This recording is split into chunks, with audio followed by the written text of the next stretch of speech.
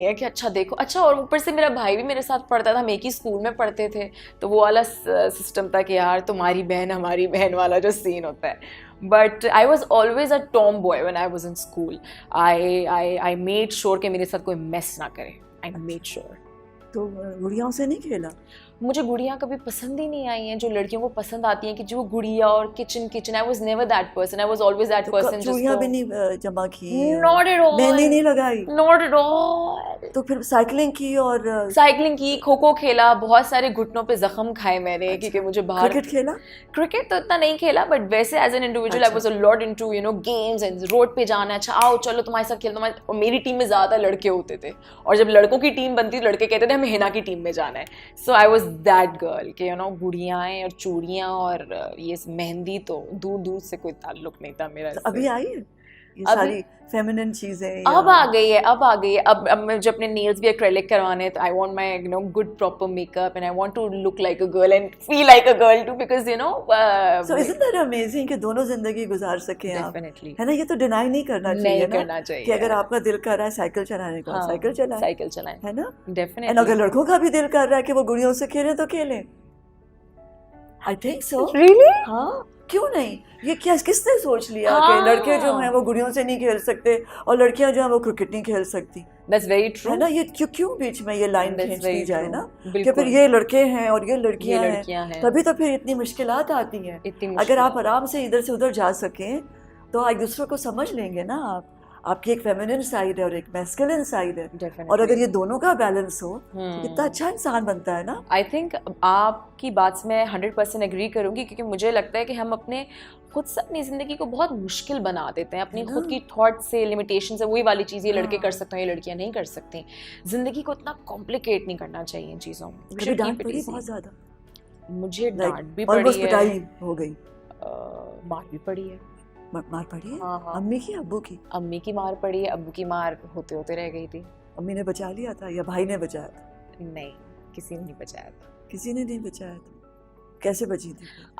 When I just want to be very honest in this हाँ. interview, because usually you don't get to say all this on television. I was, जब से मैं पैदा हुई हूँ, my mother was a little mentally disturbed जिसे कह अच्छा. सकते हैं, but a wonderful mom, a wonderful mom she was. And कुछ चीज़ों से वो ज़िंदगी में गुजरी जिससे she lost the balance in her life. अच्छा. And जब वो, जाहिर सी बात है, there is a disease that you call schizophrenia, I don't know how you pronounce that, but my mother has gone through that. And so there were times when my mom used to think कि मैं बाहर जाके, मैं शायद shoot पे नहीं जा रही, मैं पता नहीं कहाँ जा रही हूँ, because a patient who is in that, उसके दिमाग में खुद ही कहानियाँ बनी हुई होती कि यार इसका ऐसा हुआ होगा, इसका ऐसा होगा, इसका ऐसा हुआ होगा. So there have been times जब मैं घर पर आती थी और मेरी माँ ने पकड़ के मुझे बड़ा मारा है, बड़ा मारा है, बड़ा मारा है. ऐसे भी वक्त आए कि मेरी माँ की चूड़ी मेरे गाल पे लग गई थी और मेरे यहाँ से खून निकल रहा होता था और मुझे शूट पे जाना होता था, और वहाँ पे पूरा मेकअप टीम पूछ रही होती थी कि क्या हुआ है. एंड मेरे पास जवाब नहीं होता था कि मैं क्या जवाब दूँ उन्हें. बट आई थिंक वो एक बड़ा मुश्किल वक्त था कि आपके पास कोई जवाब नहीं होता देने के लिए, और आपको झूठ कहना पड़ता है कि यार इस तरीके से लग गया, उस तरीके से लग गया, जबकि आई थिंक आधी दुनिया को पता होता है कि कैसे लगी है गाल पे. But those were dark times. Those were really dark times. So how did you handle them? How I handled them, I was going through extreme stress, extreme depression, but उम्र क्या थी इस वक्त? 16-17 साल. अच्छा. 16-17, मतलब ये वाली चीज़ ऐसी चीज़ है जो कि शायद मैं 13-14 साल की उम्र से देख रही हूँ. अच्छा. So for me it was like कि शायद मुझे रात में नींद नहीं आती थी. जिन चीज़ों से मैं शायद ज़िंदगी में गुजरी हूँ, मुझे होता था कि यार मुझे रात को पैरानोया था कि पता नहीं क्या हो जाएगा. रात में मुझे नींद नहीं आती थी. मैं सोचती थी कि यार कोई वक्त तो होगा ना जैसे मुझे एक सुकून की 2 से 3 घंटे की नींद आ जाएगी. उन चीज़ों से मैं गुजरी थी ज़िंदगी में. मुझे ऐसा लगता था कि बस अभी कोई आ जाएगा कमरे में दोबारा से, अभी कुछ हो जाएगा, अभी कुछ हो जाएगा. कितनी दफ़ा ऐसा होता था मैम के रात में 4 या 5 बजे मेरी डर से आँख खुलती थी, और वो कंटिन्यूसली ऐसे ही रहता था कि मेरी डर से आँख खुल जाती थी, मेरी खौफ से आँख खुल जाती थी. But very few people know in my life. I will take off my watch and show you. I have this tattoo on my hand. It says Alam. So A lot of people think that he's my boyfriend. I don't know why they think like this, but he's a doctor, and his name is Dr. Alam, Dr. Muhammad Alam. I met him when I was 21 years old. So he is the one who actually took me out of stress. He is the one who actually took me out of depression. It's a long story. किस तरह से निकाला, कैसे निकाला, किस तरह से उन्होंने मुझे बातें सिखाई कि इसको इस तरह से हैंडल करना, इसको इस तरह से हैंडल करना. So उस वक्त अब्बू और भाई कहाँ थे? I was the one who was going through stress and depression. तो मेरी तबीयत बहुत ज़्यादा ख़राब होना शुरू हो गई थी. तबीयत as in my fitness was going on a very low level. तो वहाँ मुझे एहसास हो गया था कि यार the max I can do, मैंने वो सब करके देख लिया. मैंने कहा लेकिन ये हो नहीं पा रहा, और इस जगह को सही रखने के लिए मेरा सही होना, सही जगह पे स्टैंड करना बहुत. उस वक्त अब्बू और भाई जिस तकलीफ से गुजर रहे थे जी, तो वो सपोर्ट सिस्टम नहीं बना आपका? वो सपोर्ट सिस्टम नहीं था मैम, क्योंकि जब लड़की को घर का चूल्हा भी चलाना पड़े तो बहुत हद तक हाथ पीछे ले लिए जाते हैं. और उसके अंदर मैं किसी का कसूर नहीं ठहराऊंगी, because obviously it made me a stronger person. कभी कभार कहा जाता है कि हालात से समझौता कर लिया जाए, कहा जाता है कि यार कॉम्प्रोमाइज़ करें, लेकिन मैं कहती हूँ कि जब ज़िंदगी इतनी छोटी है तो क्यों कॉम्प्रोमाइज़ करूँ मैं. A lot of people kind of say कि हिना अल्ताफ तो oh God such you know कुछ ज़्यादा कॉन्फिडेंस के अंदर ओवर कॉन्फिडेंस जो हमारी एक सोसाइटी में बोला जाता है. मुझे लगता है कि अगर शायद लड़की को कॉन्फिडेंस ना दिया जाए तो वो जी नहीं सकती, वो जिंदा नहीं रह सकती. मुझे बेसिकली ये कहा जाता था कि कॉम्प्रोमाइज़ कर लो, चलो कोई बात नहीं, but I think a girl should take a stand in life. Compromise to stand to what? You knew your mother was unwell. आपकी अम्मी की तबीयत तो ठीक नहीं थी. बिल्कुल ठीक तो नहीं उनको थी. तो डॉक्टर चाहिए था. उनको डॉक्टर चाहिए था, और डॉक्टर ने कहा था कि the disease is not curable anymore. It's not curable anymore. And to the day जब तक मैं घर पे रही हूँ, there were always fights. We try to do everything कि किसी तरह से यू नो शायद कुछ हो जाए, बट डॉक्टर ने क्लियरली कह दिया था कि ये कंट्रोल किया जा सकता है, वो भी शायद 1 से 2 घंटे के लिए. हम इसको और जो भाई उस वक्त भाइयों ने भी डिसीजन लिया कि वो ना देखें और चले जाएं on their own. Samina, everyone was there, हर कोई वहाँ पे था, लेकिन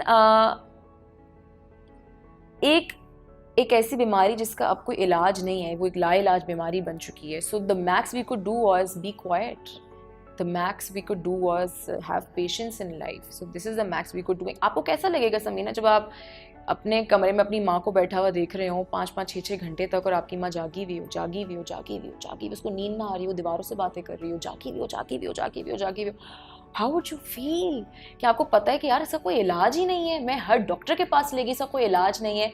आपका दिल फटने को आ जाता है, आपसे काम नहीं होता, आपसे काम पे कॉन्सेंट्रेट नहीं किया जाता. So you just have to block everything in your head and go to work. It becomes really hard in life. It becomes extremely hard. लोगों के लिए आसान है बड़ा कहना कि कब डिसाइड किया कि अब घर छोड़ दो? 21 या 22 साल की उम्र में. और घर छोड़ के क्या करोगे? I was already acting. I had financial stability to support my house, to support my mom, whatever thing was happening. असल में I was the one who was going through stress and depression. तो मेरी तबीयत बहुत ज़्यादा ख़राब होना शुरू हो गई थी. तबीयत as in my fitness was going on a very low level. तो वहाँ मुझे एहसास हो गया था कि यार the max I can do, मैंने वो सब करके देख लिया.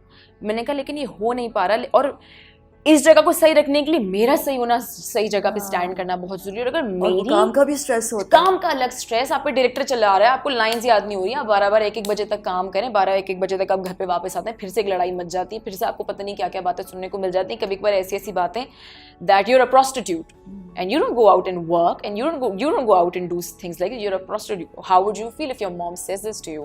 But you know deep down from your heart that she is not saying this in her senses. But Samina, वो एक चीज़ आप 1 दफ़ा सुनेंगे, 2 दफ़ा सुनेंगे, 3 दफ़ा सुनेंगे, 4 दफ़ा सुनेंगे, आप ये बात रोज़ रात को नहीं सुन सकते. जब काम से वापस आते हैं, you need to be in your senses to go back to work. You need to get the energy back again. तो मुझे उस वक्त एहसास हो गया था कि यार इस जगह को रखने के लिए सही, मेरा अपना सही होना बहुत ज़रूरी है. So I was 21 when I said that I need to leave the family and be, you know, alone for some time. लड़ाई फड्डा एक बवाल मचाता घर पे कि you have to get back to home and I'll call the police and this will happen. I'm not saying that my father is an evil man. He was an amazing father. But लड़की का घर छोड़ना हमारे यहाँ समझा जाता है कि